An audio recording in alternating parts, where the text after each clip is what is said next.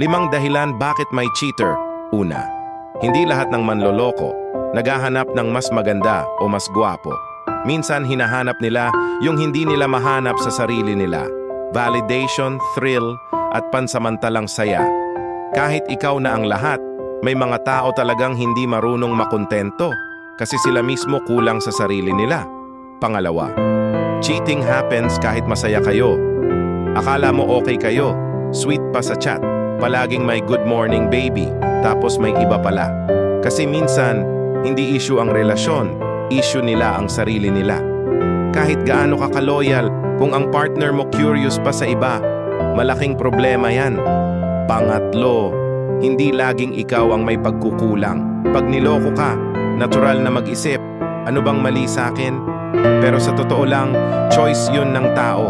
Hindi mo kasalanan yun. Hindi mo responsibilidad ayusin ang sira ng taong hindi marunong pumili. Pang-apat, the first lie isn't I love you. It's hindi na mauulit. Magaling mag-sorry ang cheater. Pero tandaan mo, kung nagawa niya na minsan at walang seryosong pagsisisi, uulit at uulit yan. Hindi sapat ang sorry kung hindi marunong matuto. At pang-5, pinakamalakas ang taong marunong bumitaw. Hindi madali lalo na kung mahal mo pa.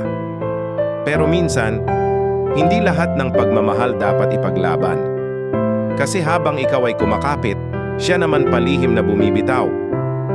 Kaya kung ikaw tutandaan mo, mas mahalaga ang peace of mind kaysa sa taong iniwan ka sa alanganin.